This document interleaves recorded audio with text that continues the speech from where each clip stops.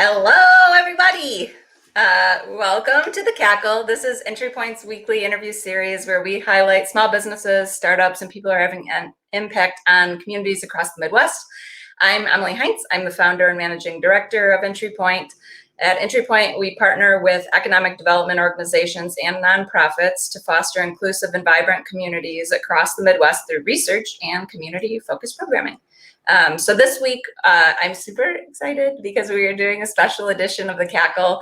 Normally we're on Wednesdays at 10:30 a.m., but this week we're doing Tuesday, Wednesday, Thursday, 10:30 a.m., and we are interviewing small business owners from Genesee County that contributed to a report that we just released on Monday, the 2021 Genesee County Small Business Analysis.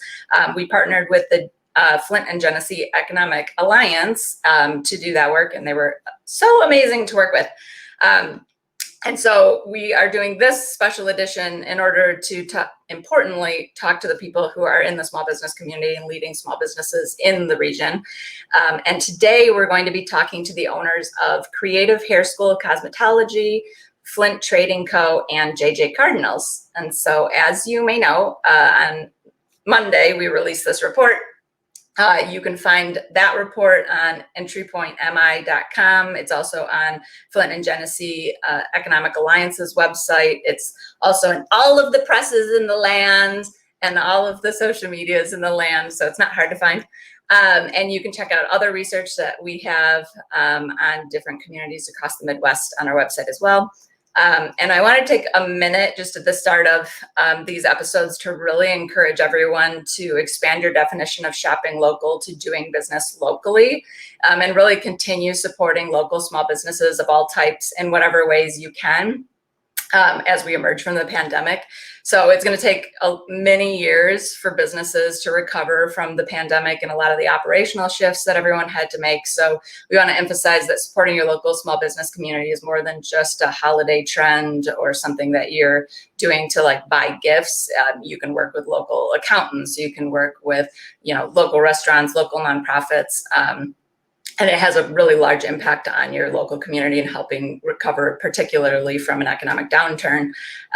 On today's episode, we're going to be hearing from small business owners in Genesee County, touching on the ability of local small businesses to efficiently access capital, the impact of COVID-19.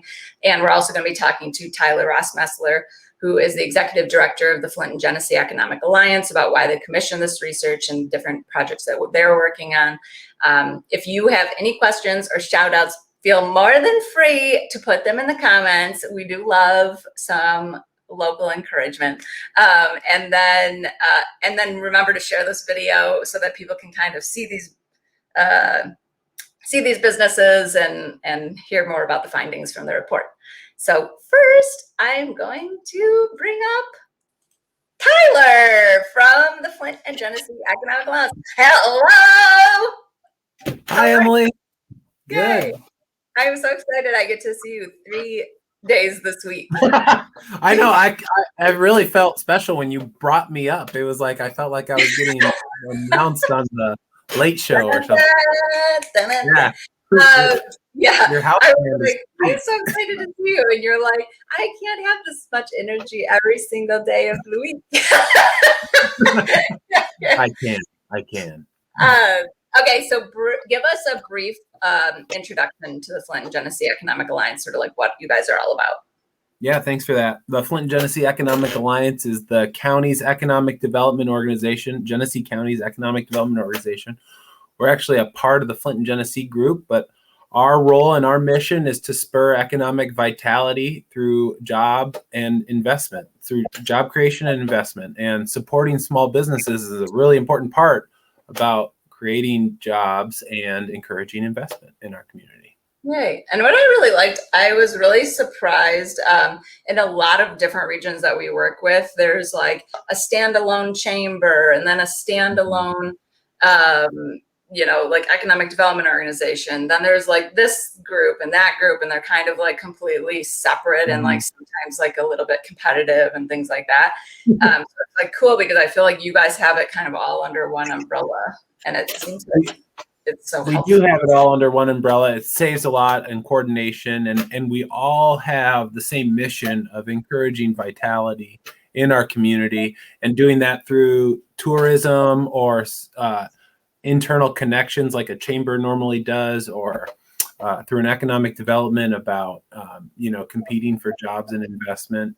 And Yeah. we even have an after school program that is really focused on the next generation. Oh man, I like that. I wish Mhm. there was like more things like that it was like a little bit more like coordinated in a lot of regions. But so for those of you that don't know, the Flint and Genesee Economic Alliance hired Entry Point to develop a comprehensive analysis of Genesee County's small business community. So that was sweet. Thank you. Thank you. Why did you decide to undergo this level of research on the community? It's a lot. Many It's a lot. things.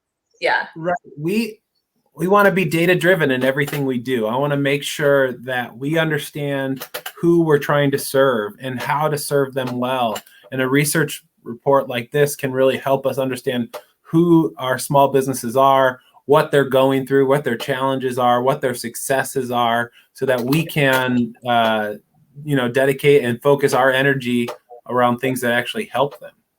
Yeah, I do love that. See, this is why I like working with you guys. I was like, data driven. And then why decide to do it now instead of kind of waiting until after the pandemic? I think, well, the pandemic kicked us in the teeth. We thought, oh my goodness, we got to really, and everybody, yeah, we got to wrap our heads around this. And so I don't, the stroke of luck maybe is the best answer, that we really thought of engaging with you in the time, because this took a while, to do the outreach and coordinate it, but it's really well timed. It feels like we're coming out, knock on wood, of a pandemic, or at least we can see the light at the end of the tunnel. And so it's been it's really well timed to say, oh, we're emerging from this, and what's the landscape look like? Yeah, that makes sense. So the things that we're going to be talking about today is kind of, obviously like about the small businesses and like their experience growing a business in Genesee County, but we're also going to be talking a lot about like access to capital in the county, and about the impact that COVID-19 has had on small businesses in the region. And that access to capital really is like one of the, like, outside of like, no one wants to be your customer, it's like the number one reason why businesses fail. I heard somebody say once, like, the saddest place in any community is the parking lot of a bank, or something like that. I dreams will die. I can see that. I don't even, oh my gosh. There's like a couple bankers watching, I'm sure, that are just like, oh, ouch. Ouch, like, sorry. That's what I've heard. It wasn't me who said it. So what in the report we dig in a lot into like access to capital for businesses, like where they go to get capital, if they've had difficulty getting capital, where they plan to go in the future, like what all of that picture looks like.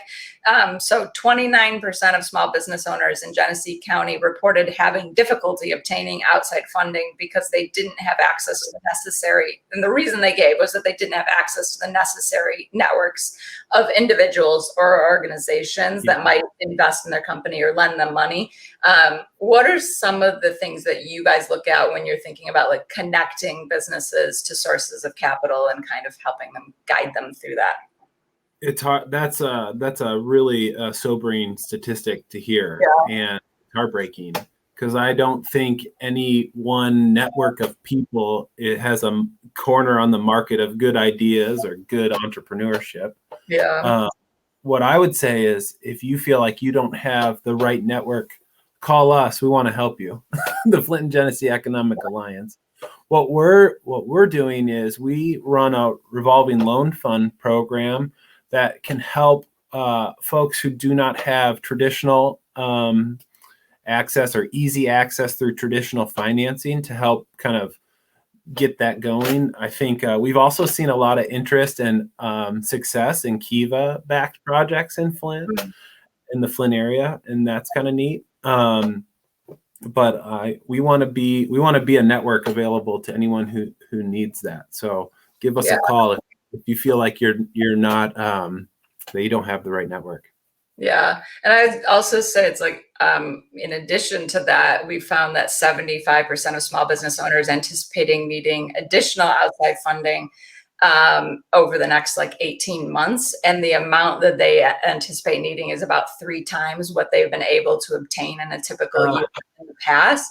So just something like, so it's not only like, there's certain obstacles to funding and it's just hard to run a business and all of that. But we've had like kind of this like really tumultuous time period over the last 18 months for a lot of reasons. And now we're looking at like small businesses in your guys' region needing like a lot of outside funding that they're like thinking that they need that. Like, does that like worry you? I mean, obviously you're like, well, now I'm not going to sleep for like 5 days. Thank you for that. Yes. I mean, that is interesting and alarming. I remember reading that in the report. And I think we're also kind of coming through this period where we've been conditioned. There was a lot of money flowing in various forms with the Paycheck Protection Program and the EIDL, emergency disaster. Something loan. And so there was a lot of, and then there were grants and small business support programs. So we're coming out of a really time when there was a lot of money flying around, and I'm hoping that maybe the needs, what folks are thinking they need, won't actually be what they actually need. It usually is when we ask questions like this is a little bit higher because they're like, okay, if I could have my druthers of like expanding my business and things like this, what would, so it's like definitely an estimate, but yeah, I think it's going to be hard too, because I think during the pandemic, a lot of like just like residents and people in the community are like, support your local restaurants, order out, like make sure you shop local and things like that. And I think a lot of that will wane significantly like after the summer. So I feel like there's like that's our challenge right there, is to make sure, like you were saying at the beginning of the program, the top of the show, about shifting our thinking from buy local to doing business locally. And that's kind of where we've got to move if we want to have a more sustainable recovery. Yeah, definitely. And then let me see, during the pandemic, the most common actions taken by small business owners were to reduce hours. A lot of times that was just reducing hours was necessary because they could only have a certain number of people in their facility or whatever at a time, temporarily closing their business, which a lot of people did just because of like, regulations and things like that, and finding ways to reduce costs, which of course, like in an uncertain time is really a normal thing to do. And although 44% of businesses were able to adjust the way they operated and continue having employees report to their business locations in some capacity, 15% needed to remain closed just like until the pandemic was over, because there was no way for them to figure out how to shift into and offer what they were doing. I think about it like a hair salon. I mean, there was that long period of time when they just weren't allowed to be open, and you have to be in person to cut someone's hair, or Yeah, and we're definitely, I'm going to touch on that with Corinthian from Creative Hair School in a little bit, but like, because the like things like spas and hair salons, like personal care type businesses were hit the hardest because a lot of times they have like set costs, like fixed costs that are like, they're in downtown areas, things like that. They have certain fixed costs, but a lot of people view those as like, well, that's not a necessity. Like, I'm not going to put myself at risk of getting coronavirus just to like go get a manicure or something like that. And so they just kind of stop doing those things entirely. And so it's like, And a lot of times those are I remember you explaining this to me, that those are the types of businesses where you can't make up, right? So if I haven't gotten a haircut in 6 months, one haircut, I don't get the haircut doesn't cost 6 times as much because I my last 6 months of haircuts. Yeah. So I do think that kind of will play into like the increased capital need over like the next 18 months, because companies like that are like, okay, I have this like hurdle to go over before I can start operating. But yeah, so I will be interested to see what kind of some of these guys have to say. So with that, I will transition over and Thanks for thank having me. you so much for joining, and I will see you again tomorrow morning. Okay, see ya. Okay, and our first special guest today is Corinthian Carouthers, who is the owner of Creative Hair School of Cosmetology, which is located in Flint. Hi, thank you for having me. Yeah, thank you. I was thinking your daughter was going to be joining, and then I was like, oh, we're getting Corinthian #1. We're getting Corinthian #1. She's so busy. So yeah, she told me, she said, Mom, you have to fill in. So here I am. I love it. I love that. I also do love like like all hands on deck type situation. That's how it is in a small business. It's just like, okay, well, this happened. You do this and juggle it. So just for a little background, Creative Hair School of Cosmetology was founded by Corinthian in 1999, and in hopes of transforming the lives of students through creative hairstyling. I love that. Tell us, talk a little bit more about your background, what led you to starting Creative Hair School of Cosmetology, and a little bit about the organization. Yes. Years and years ago, I, was always a person that loved the fashion industry. I loved different varieties of hairstyles, loved getting my nails done. That was just me and my persona. So as me paying my beautician money often every week, my daughter was up and coming. All of a sudden, she wanted to start getting her hair done as well. So my aha moment was to attend beauty school, but I went in with the intent not to open up a school. My intentions was not to go work in a salon. It was just only to keep the maintenance of my hair and my daughter's hair done. But with that, it just led on to other things. When I entered beauty school, it just made me love what I was doing when I had to interact with clients, customer service. And it went from there. And then once I graduated, I went on to become an instructor. When I ran hair for his whole school, I had the moment to say, you know what, if I did this for another school, I knew then that I was able to do it on my own. Yeah, that's awesome. And it is such a cool profession. I love it. And you used to model, right? Too? Yes, I used to model back in the day with Avante. Yes, I used to do little small mini commercials. And I knew fashion and beauty was always something that was following me. I knew that's what I wanted to do because I used to love the compliments. You know how we love the compliments. I do love compliments, that's for sure. I once worked at Hurley Medical Center for 10 years, and I used to just love how the nurses would say, go see Coco hair. Go see, oh my God, go see her nails. So it was just loving that moment to turn my head and just say, oh, look at my hairstyle. So when I got into the industry, I just loved it more than I ever knew. And I just, went to the next level with it. Oh, awesome. And with the background, let me say this real quick. I'm just excited because not only that, I'm just excited that it's just not me. It's my daughter and my son. If it wasn't for those two, they have taken this business and have taken it to another level, unlike I have never seen. For so long, we was on Clare Road for 18 years. And my son came on board with his background.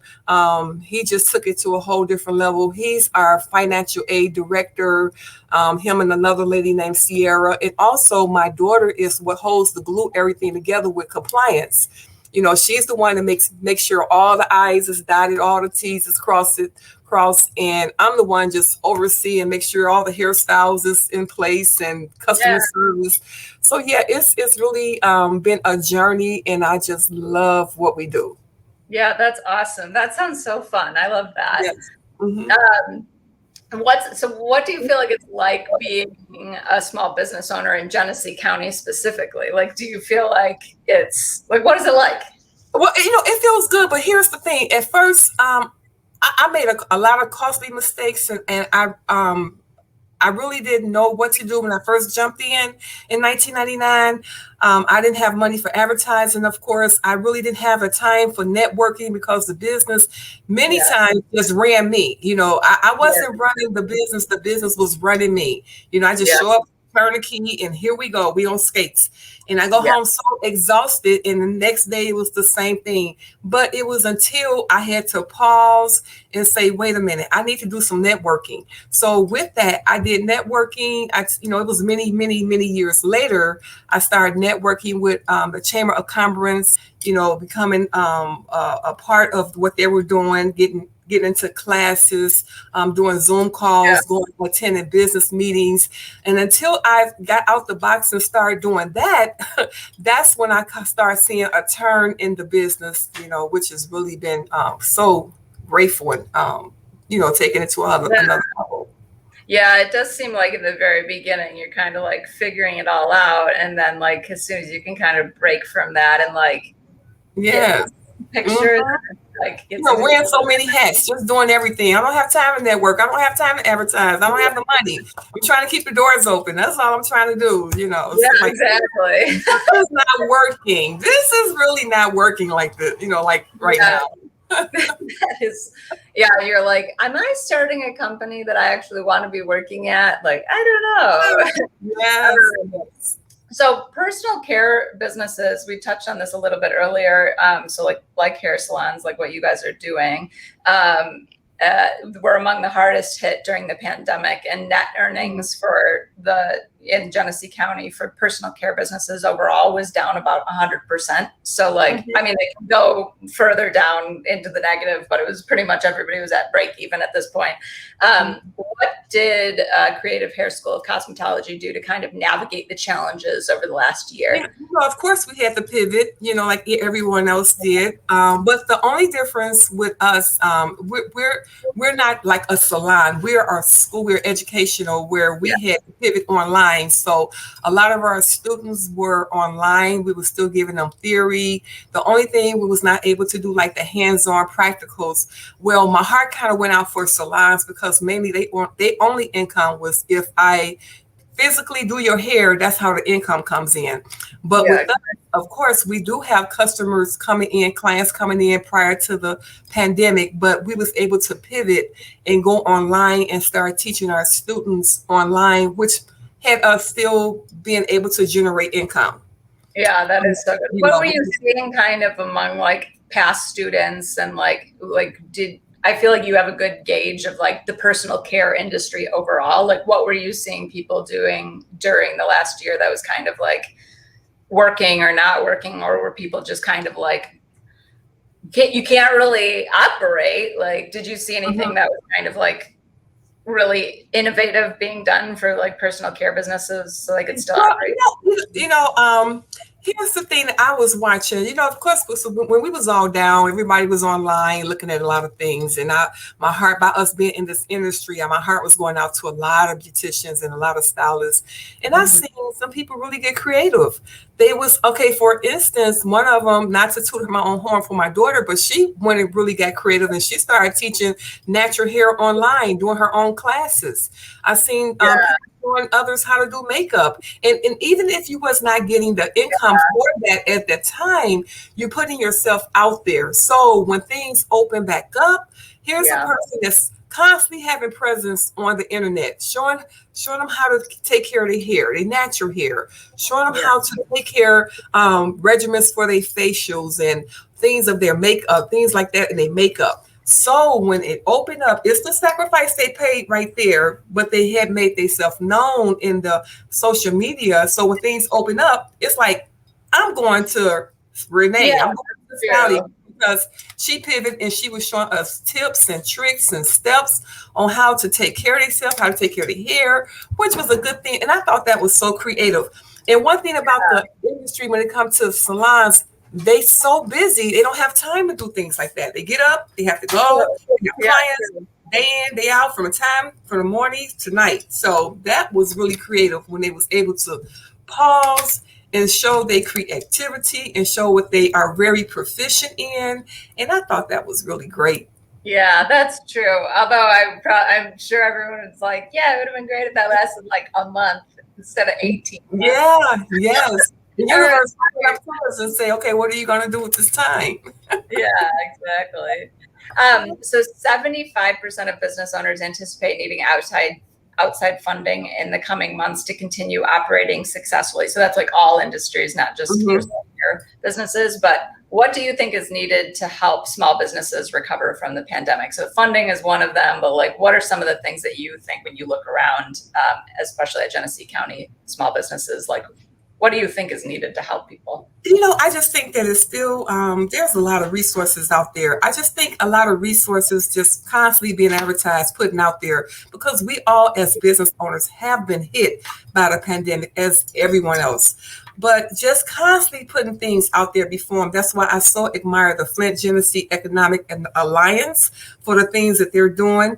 Things of like the Chamber of Commerce, but it's up to you as an individual to go after those things. They may provide the information out there, but it's up to you as even a business owner to say, listen, I know where I'm at right now. I need to pivot and grow and go to another level and just see what's out there to say, I need to not only help my business thrive, but to not only survive, but thrive and become more successful. So I just think just really constantly putting the information out there, knowing what's out there. And it's always two sides to a story. You want to always say, okay, if this is what you want to do, here's the prerequisites. Here's a business owner. If you say you need funding, here's your steps. You have to do A, B, and C. Once you do A, B, and C, the other doors will open up for you.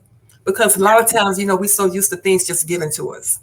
So it has to be on your end to also say, I have to do my part as well. Because if you look, things are out there for you. Like when I was running my business, I never knew it was so much out there until I had to pause and say, let me see what's out there. And I discovered so much out there to help. Yeah. What do you feel like was the connections and things, like you were saying earlier, was the main thing you found when you were kind of like what's out there, or were you like more like funding opportunities and things like that? Is that what you mean? Emily, I don't know if this is a good thing or a bad thing, but I don't know if to say, I'm proud to say this, but being open in 1999, I've never went to a bank institution for no funding, no loans. Yeah. Everything it just had to pay its way out. So I never owed anyone anything. Yeah. But I know there's funding out there. Just fortunate we were able to get some type of funding because of the pandemic. But you have to look what's out there and do the right thing. That's the thing too. And it weeds out a lot of businesses, because if they're not doing what they say, and then when audit time comes, or when it's time to give an account for what you say you did with the money, that right there shows a lot on your end, whether you have integrity, whether you say what you mean, your word is everything, and you are really doing the things the right way when it comes to business. And that comes from having a love of what you do. Yeah, I like that. Well, thank you so much for joining today. This was like so interesting. I could talk to you forever. I like it. Yes, thank you. I'm really hanging out soon. Where can people go to find out more about Creative Hair School of Cosmetology? Okay, I'm excited to say we offer like 4 different programs. We have, of course, the cosmetology program. That's like a long year program for 1,500 hours. We have also our natural hair program. We're like the only school in the state of Michigan to offer the natural hair program. A lot of cosmetology schools don't really get into our natural hair and nature. And we also have our nail tech program, and we also have our esthetician skincare program. So you can always locate us on Miller Road. Our address is 4205 Miller Road in Valley Plaza in Flint, Michigan. And then we will link to your website also. You guys have like a beautiful website. I love all the photos on there. I was like, shout out to my son. Yeah, he's really done a good job, because you go to that little press page, which most businesses don't have. Normally, we're like looking for high-res photos all over the earth. Things like that. And I'll have like model shots and like, what? Look at this beautiful family. Like I was like, them two eat, breathe, creative hair all day. Them two, that's doing it. Yeah, so he done that. Thank you. I will let him know. Yay. Okay. Well, thank you so much again for joining. And I will hopefully talk to you soon. Thank you, Emily. It's good. Thank you for having me. Yay. Oh, I love that. So next up is Walter McAdow. A McAdow. Look at me. Messing up big time. It's McAdow, everyone. I'm a dummy. Flint Trading Co., which is just a little bit of background. It's an art gallery, home goods store found. Is that how you say that? Art gallery, home goods? Something like that, sure. Yeah. Founded in 2018, and they offer a unique retail experience by offering limited edition art objects, home goods, and jewelry from local artists. And isn't one of the local artists you as well? Yes. Aren't you like all the artists are within a 50-mile radius, and I am a jeweler. I do custom jewelry out of the salon. Yeah, that's awesome. Yeah, that's so great. It's like a beautiful place you have there. Tell like a little bit about your background and kind of like what led you to starting Flint Trading Co. and like a little bit about the organization overall. Well, I don't know if we have enough time for that, but it's quite a long story, Emily. But it kind of started as an outlet. I worked in psychology, so many years I spent in the psychology field, and I took up jewelry making as a kind of hobby initially. Yeah. And inspired by actually my brother, who was doing performance art and making jewelry in like the early mid 1990s in Detroit. Wow. So I just started doing this because I wanted to have something hands-on that I could see, like the results of my labor. When you help people for a living, they don't like to, people don't like to exactly. You know what I mean? I used to be in public accounting, so I know exactly what that's like. If you go in and audit someone, they don't really like you. They're not like, thank you for protecting the public fiduciary, blah, blah, blah, blah. They're like, get out of here. Okay, yes, it's a thankless profession. So anyway, I took up a hobby because I wanted to see the results of my labor, and then I just fell in love. I became obsessed, and I initially started taking small classes through a local supply store, and then I set up a little bench, and then all of a sudden I was working all night and not even realizing that an hour had passed, and right there and I had that aha moment that like, oh my gosh, this is my passion, that like I get in this Zen space where I go smaller and smaller into this little universe. And so then I did an apprenticeship under a guy that got his MFA at Cranbrook, Jiro J. Masuda, and worked under him for a while. Then I went into the master's program at Wayne State University. Oh, wow. So I went to art school. I didn't go to jewelry making school. Okay. Why did you decide to start like a brick and mortar business? It's brick and mortar because I am very interested in the aspect of being part of the community. And honestly, like my jewelry is very custom in the sense that I love to tell stories with my jewelry.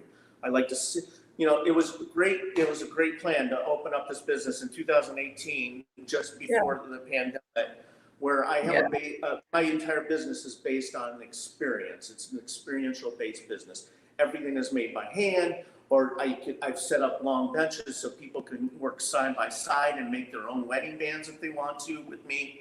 Or I can really sit down and make something custom. And I mean, when I say something like that, I mean like I'll interview my customers.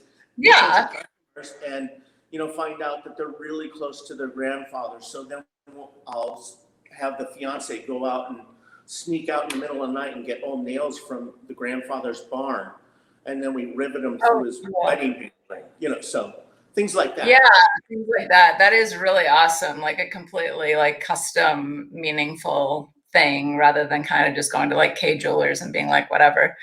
Nothing against K Jewelers, but nothing against you're like don't diss K Jewelers. We're not about the national brands on this show. That is not this kind of thing. So what's it like? What is your experience like being a small business owner in Genesee County? Well, it's an adventure, and it's a journey. It's quite exciting.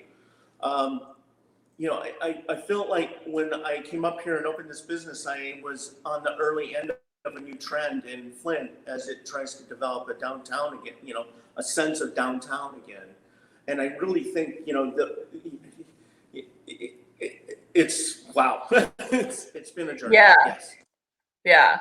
Do you find that the community is like pretty close knit or like supportive of the small business community overall? Like, do you think like the residents there tend to be really supportive of the small business community? And with Flint, and specifically, Flint is a city of storytellers. They're very into their history, and that was just somewhat serendipitous with what I wanted to do with the business. And I had no idea that that was the case when I did this.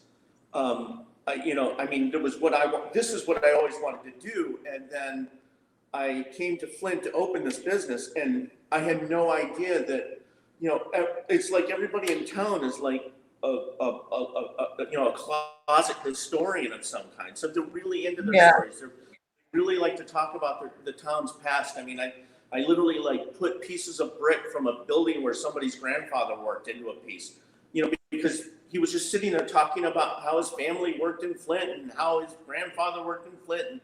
And he was just people just so love that. So. Yeah, we did find like when we were doing a lot of our research, like things like that did kind of continue coming up where like, Genesee County has this like sort of like rich legacy of like over the hundreds of years of like all of the automotive industry and like, producing things and like really a maker community. And then like only in the last like short while has it kind of had like a lot of tumultuousness with like economic downturns, like water crisis and things like that. And I think like I was talking to Tyler about that is like, I was like the challenge for them, I think it'll be, obviously addressing a lot of those issues, but like also changing the narrative, like the national narrative about the region, because it is such like a vibrant community that I think a lot of that story kind of gets overtaken by this like most recent like economic downturns and things like that narrative. So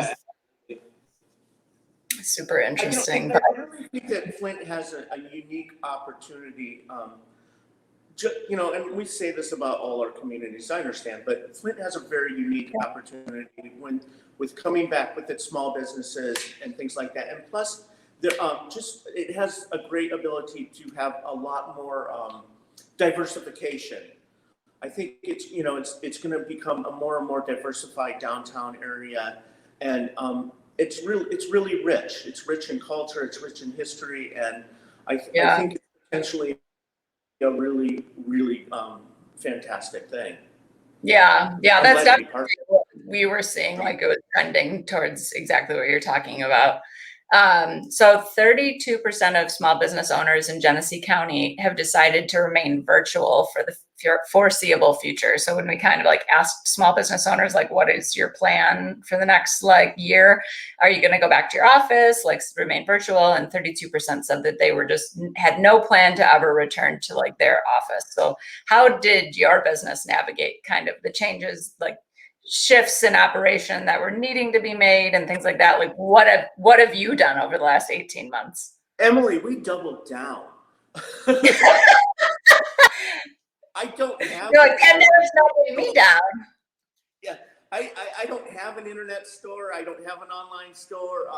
I'd like to add one soon, but like Corinthian I was laughing when you were interviewing Corinthian, and she was talking about like this and that, and this and that, and and trying to do all these things. I'm like, I get it. This is a one-man operation. Yeah. One man, one dog operation here. And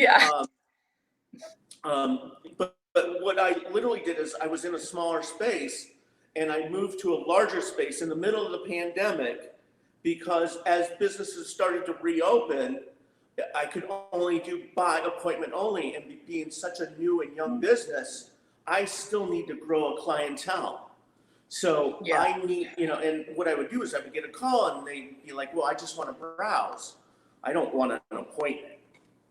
And that, and so I was, I literally like increased my expenses and just went for it. And also like, we pivoted the business in the sense that not so much in changing the philosophy of the business, but we more like laser focused it. Okay, Yeah. so I always wanted to do pieces that told stories. Well, what happened was during COVID, when there wasn't foot traffic in town, it was more one-on-one, and it was more custom based things. Yeah. So less Which people seems buy- better. That seems Sorry? better for like the way you like to operate and like the type of like custom pieces you're making and like the things that are in your store is like seems like a very individual experience as well. So that kind of makes sense. Yeah. So in a way, it helped me focus the vision of the store. And we still, whereas we were kind of going back and forth, we had like things you could buy as gifts and walk in, and we still do have that, but it really did make me refine the business model, and that will continue to be the business model. We will continue to do custom, and I will keep trying to outdo old stories with new stories and things like that. Yeah, and it's a beautiful store. Do you mind if I like zoom out the tiniest bit? Yeah, how do you do that? I was gonna do this so that people can kind of see. I was like, yeah, like it's so beautiful. Look at that rug. So nice. I like that little table. Man, that's so cool. So the jeweler's bench and the work area is kind of like those kitchens where you get to sit with the chef. Yeah, that's awesome. It's part of the experience. So yeah, that's so great. I love that. It's so beautiful. And then you're located where are you located about? I am located in downtown Flint, and I am on 2nd Street, just off of Saginaw. I am above the Comma Bookstore. It's 134 and a half West 2nd Street. I'm above Comma Books and Magnificlips, the hair place. And it's on Buckham Alley, right there at Buckham Alley and 2nd Street. So. Wow, it's like you got a beautiful shop with all that natural light and everything. Like it's really.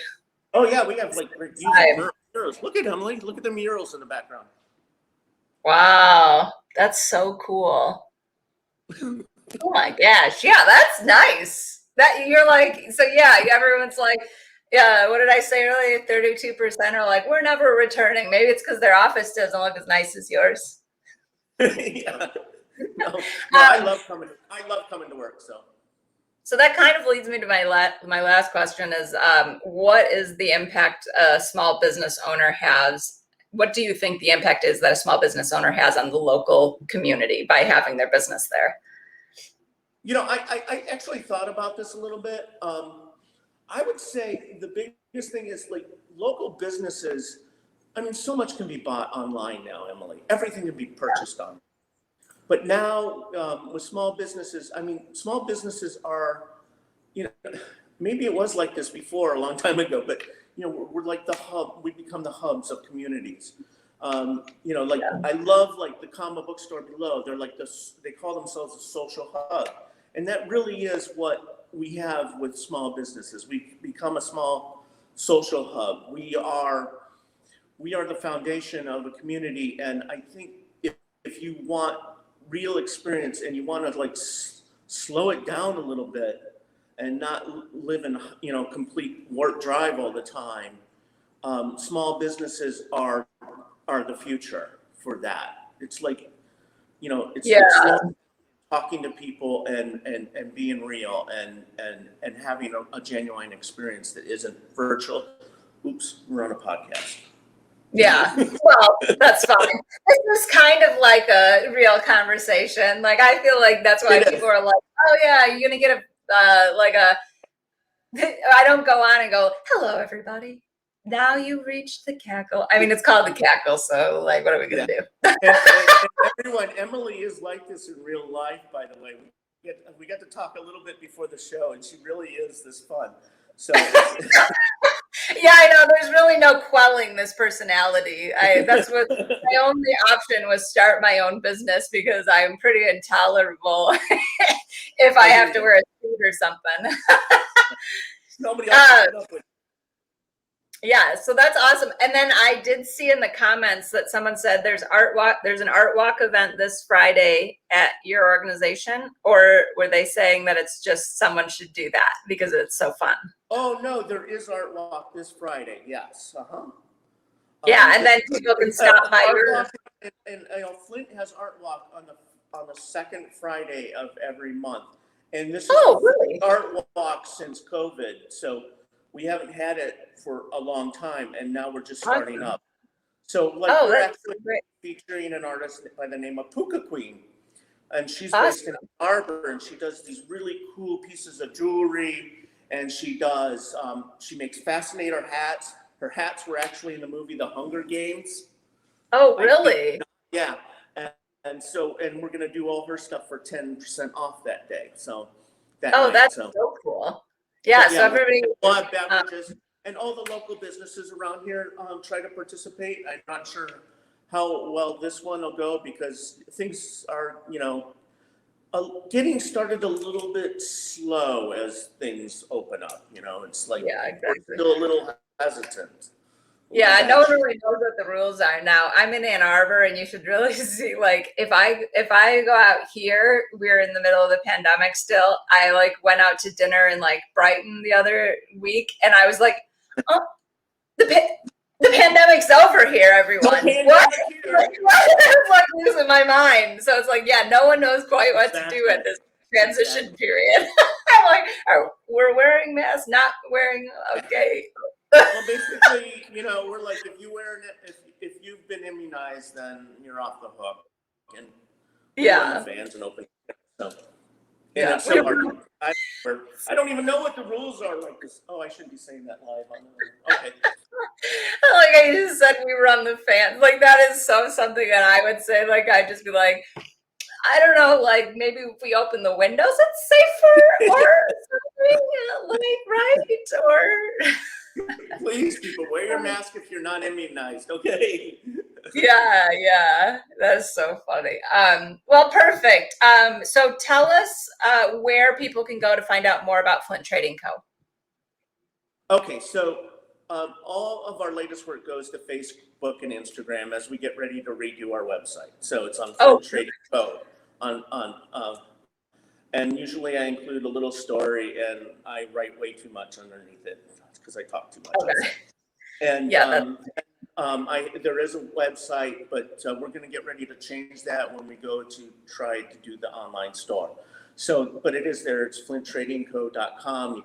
And there's a place where you can link to it and send us an email if you'd like, or you can message me on Facebook or Instagram, or you can call the store and request a meeting with McAdow, our dog.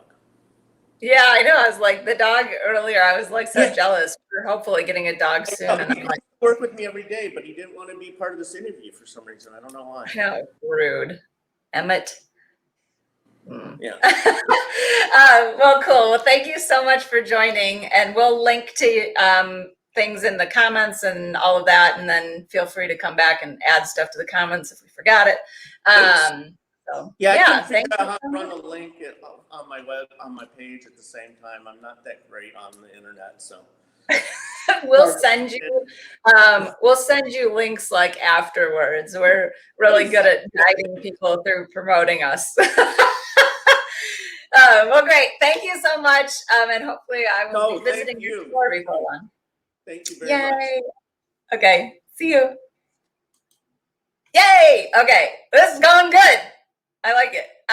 Then next up, we have Gretchen Giles, owner of JJ Cardinals, which is in Grand Blanc. Yep. Yay. Saving a cool one for last. So JJ Cardinals is a wild bird and nature store, started in 1991. And then in 2017, was taken over by Gretchen and her husband, Ken. And Gretchen and Ken continue her mission of spreading passion for nature to others by offering feed and shelter for animals, gardening supplies, and educational services. Yay! So tell us a little bit more about the history of JJ Cardinals and what the organization's all about and all that. 30 years ago, Louise Dawson, who loved birds and nature, decided to open a bird store here in Grand Blanc, which sound like a really, Grand Blanc wasn't as big as it was or anything else. And started in a small store, but an exceptional storyteller and not very knowledgeable. So after just a few years, she expanded to the bigger store, the location we're at right now. And I was a customer and worked for one of the big three and was getting ready for a transition. You know how sometimes it's just time to become something else when you grow up? Yeah. So she had a newsletter and she said the store was up for sale. So I went home and asked my husband and he said yes and she said yes. So before anybody could change their mind, we bought the store. That's great. All in one day? Oh, well, it took a while to get through the finance part and get Well, yeah. But like, but yeah, one day. You were like ready for a thing and then you saw the email that night. You were just like. Yeah. It was a hard copy newsletter. And so I took it home and I, said, Ken, can we do this? And he was like, okay. And I was like, hard copy newsletter. I'm like, what year? It was 2017, a hard copy newsletter. We still do hard copy newsletters here. I love that. Yeah. So then I called Louise right away to see if the store had already sold. Cause I was just, I was a customer, but not like real big customer, not like well known. So she said, yeah. So that was it. Bam, bam. That's jumping in with both feet. I like that. So what is your experience then being a small business owner now that you have become one? What's it like? I think both Corinthian and Walter both mentioned, about like wearing so many hats and doing so many different things. I had no idea how much time I spent outside of the store still on business. Oh, yeah. Yeah, like, whoa, my days are really long. I found out the part that I like best about the business is my customers. Yeah. Absolutely, positively love my customers. When I used to come into the store, when I was a customer, I'd come in the store and it automatically always felt like somebody had wrapped you up in a warm blanket and was welcoming you in. It was just that kind of a comfortable store when you walked in. Yeah. And so, and I understand why now. We still spend a lot of time paying attention to our customers. And it would be the thing that I would miss most about not being here anymore, are my customers. So we have hundreds of customers who come in on a regular basis to buy bird food and bird equipment. Really, literally hundreds of customers. And I know most of them. And Tammy, who works with me, Tammy knows them by name, and she knows they're going to come in and get 10 pounds of this and 5 pounds of that. She knows that better than me. But we know their stories, and on the counter, we keep pictures of birds, like which ones, like summer birds and winter birds. People come up and tell you what they've seen, what they haven't seen. And yeah. I'm constantly learning from my customers, I do like curbside pickup at the local place by me. But I haven't actually been in there. So now you're like, it's like during the entire pandemic, I wonder did you see like any business uptick as people were kind of like at home and thinking like, I should get a bird feeder or a bird house and like start watching things out my window a little bit more?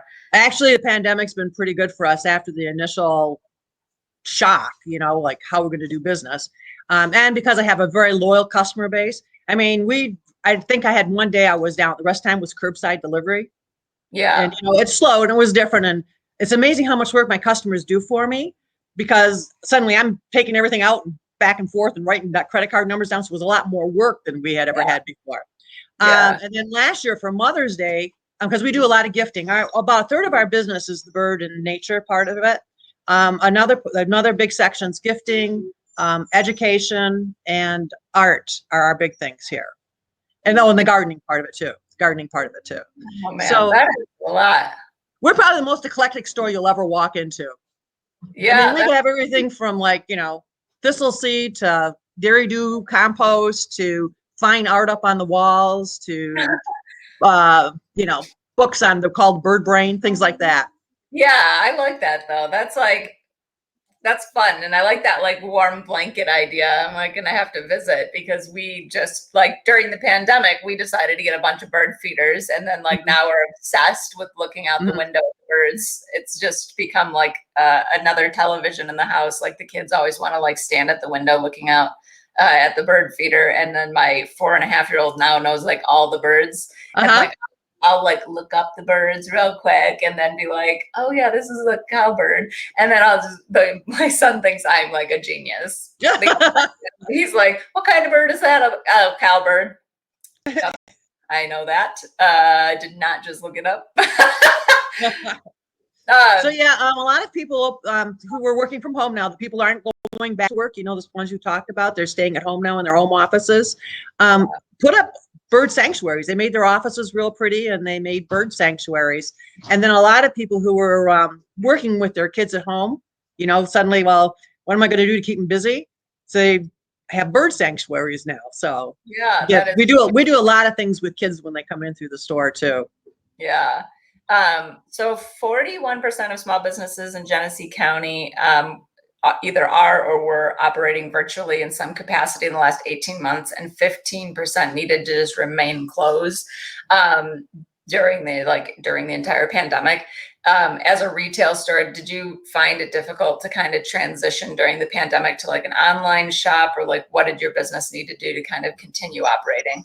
Well, we're not an online shop because the base of our business is the experience, like Walter talked about. People come in here for the experience. They want us to know, they want to be able to ask specific questions. Even before the pandemic, we didn't sell on the website because when you come in and you want to set up something, we need to know what your situation is. I have to ask you a lot of questions to make sure you're getting the right thing and not just selling you something that doesn't work. So, so we're not a website. The other thing is too, that with the artwork that we have here, I'd have to have a whole full-time web designer just to keep the artwork going. So we're not that. The big thing for us was making sure that we could get to our customer. The outside work was a lot for us. Like last year for Mother's Day, because we're a big gifting store, they couldn't come in the store. So somebody would say they want a hummingbird feeder, and we're dragging 5 hummingbird feeders out and bringing them back and forth. So that type of thing. So yeah. You feel a lot of pressure to like do some sort of big online store, like in the first couple of weeks, where you like, do we try to like launch a new website, or was it kind of just like clear from the beginning that like, oh, that's not going to work for us? Well, it's not the kind of store I wanted to have, so I didn't want to go there. To do an online, you have to have a whole different setup for packaging and shipping and everything else. And to be perfectly honest, you know, I can't compete with Amazon for that kind of stuff. It's not what you're going to do, right?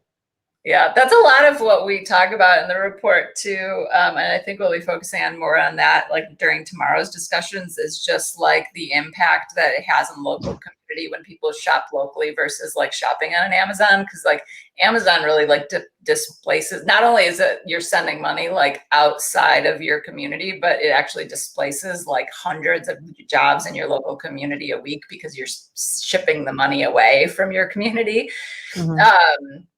So that is like, it's like, just like you say, like people can't compete with Amazon, and like it also adds nothing to your local community to shop on Amazon. So we're like big time. Not only am I a K jeweler hater, I'm also an Amazon. Amazon's literally the worst of all the places to shop. Like that's like the worst for the economy. So the advantage of Amazon, what Amazon did for me and what the pandemic did for me here, is that people can go online and buy anything, but they don't get to touch, they don't get to feel, they don't get to ask questions. And then when the service got to be so hard to even get anything shipped from Amazon, because, before you get it overnight, now it was different. People really, really want the experience of being around other human beings. I mean, that part's been really good for us. The shop local has been very good for us. I mean, we're very lucky. This whole plaza has always had really good customers. I mean, really, really great customers. They worked with us through all sorts of things at the very beginning and they want to feed their birds, and how they were patient and calm and just really great people. Yeah. The nature has also been so, I feel like because everything was so quiet, like in the beginning of 2020, that like the nature, like we've noticed like a big uptick in like, birds and animals like in our yard just this summer. So I'm like, it's really. But one of it is people are paying more attention. Before you were running kids to all the games and going places all the time. And when you had to stay home, suddenly you went out and you looked outside and you went, oh, what's that out there? Yeah. Yeah, we have turkey. A squirrel? Like one of the funny stories for us here is we sell squirrel baffles. It's something you put on a pole to keep a squirrel from getting up to feed it. At the beginning of last year, after the beginning of the pandemic, we couldn't keep enough in house because people used to fill their feeder. They'd go home, go to work, they come back, the feeder's empty, they fill it again. Now they're sitting home going, that's not a bird. That's squirrel. I know they're driving. We're being inundated with squirrels in our yard right now. I'm like, get out of here, you guys. Like, what? It is true. That's funny. Yeah, so suddenly we couldn't keep squirrel baffles in house. So what do you think small businesses need the most right now to continue growing in Genesee County over the next 5 years? I think that making the area more attractive, and I just mean from like an aesthetic point of view. Yeah. We invested long before the pandemic, we invested in just doing the outside of the building. I mean, I've got gardens outside the building and it's pretty outside of the building. Yeah. And I get a lot of people who stop by just to see what it's like, see what that's like. And I think that if people are going to shop and I'm talking for the retail part of it, if you're going to shop locally, it needs to be an experience. If it needs to be an experience, it needs to be experienced all the way through. More picnic benches, more things outside, so people want to be around those kind of things. Just because you want to be there, so you stay someplace local. I think I think helping the aesthetics of the area, and then from a business viewpoint, because I like Walter, have this minor problem in being technologically not savvy. It would be nice if I had somebody to go to help me with some of this stuff. Yeah, it's hard to find someone too, like on your own. Like it right. Because I've had my webpage redone like 3 times now, and I finally with somebody I like, but somebody gets the way it looks and likes, but they talk to you in a language you're going, huh? You want to what? Oh yeah, because even like this today, I don't know how to share this socially, right now. I mean, I will do it afterwards, but I didn't know how to set it up so people could do it. I like that. Yeah, Walter was like, I'll have to figure that out. Yeah, I'm way too old for that kind of stuff now, so. Walter I like how he's like commenting it. He said, tell it, Gretchen. The community has really made a point to try and support local businesses, so that's good. Yeah, they have done. I mean, really, our Christmas was bigger than any Christmas we've ever had before this year with gifts. The biggest we've ever had. Yeah. That's it's like, I hope, and that's why you kind of like in the beginning of the show was talking about like, I hope that continues, because I think a lot of people are like, oh, we really have to support the local businesses. They're all going to go out of business if we don't. Like, this is an impossible time, but like the recovery period from this time is going to be really long. And like, just generally, like outside of the pandemic, like it would be nice if people kind of did focus on like supporting local businesses, shopping locally, like working on their local economies, or rather than like kind of just like going wherever. I think that as a business owner, it's my responsibility to make them want to stay here. It's nice that the movement gets them in. It's my responsibility to keep them here, to make sure that experience continues, that I carry products that you want to touch and feel and see before you buy. We go to the North American Handcrafters show every year, although this year it was virtually. So there's 400 or 500 artists from across North America, and we have work from all sorts of people in here. 90% of the product that I sell in the store comes from someplace here in North America. Birdseed, everything. We're but it has to be something that when you come in, it's an experience. It is, because if it's just if it's what you see and you just go to a shelf and pick it up and go back out the door, then you're not going to do that. You're not going to drive to go do that. So you need the experience, and it's my responsibility to make sure that I provide that. Yeah, that's true. Make sure that it's like they're getting a quality thing and like having a good experience. That is so true. So where can people go to find out more about JJ Cardinals? We're on a webpage. We have a webpage. And Facebook are the really 2 big ones for us. We're in Grand Blanc off of Saginaw Road, right across from Kroger's. So yeah, you can find us on, GPS, you can find us. Yeah, we'll put your website in the comments too, just so people can kind of check it out a little bit. And I highly recommend bird feeders to everyone. If you don't have one, that's like, I was not a bird person at all prior to getting a bird feeder, like 6 months ago, and now like everyone in our family is like constantly like looking out the window. Like I probably spend an hour a day like while we're talking in the kitchen. Anytime we're talking in the kitchen, like everyone's just looking out the window. It's so weird. So yeah, everyone get themselves a bird feeder at JJ Cardinals. Cool. Well, thank you so much for joining, and I will hopefully check out your shop soon. Thanks a lot. Bye. Bye. Yay! So big thank you to all the companies that joined us today: Creative Hair School of Cosmetology, Flint Trading Co., and JJ Cardinals. And then we put all of the links to those companies in the comments, as well as the link to the 2021 Genesee County Small Business Analysis that we just released on Friday. And there's tons more stories about local businesses in there. And then also thank you to Tyler Rossmaessler, the Executive Director of Flint Genesee Economic Allowance. Learn how to speak before starting your own podcast. My gosh. Alliance, for providing his insights, and a special thank you to them for supporting the research that we did and sponsoring today's conversation. It's so great. And then thank you all for watching The Cackle today. And remember to share this episode to help spread the word about these businesses and others across Genesee County. And we will see you all back here at 10:30 a.m. tomorrow. We'll be talking to 3 more businesses: Friends of Burston, Amazing Angels Dance Factory, and How Art Supplies and Gallery. So we will see you all tomorrow. Goodbye.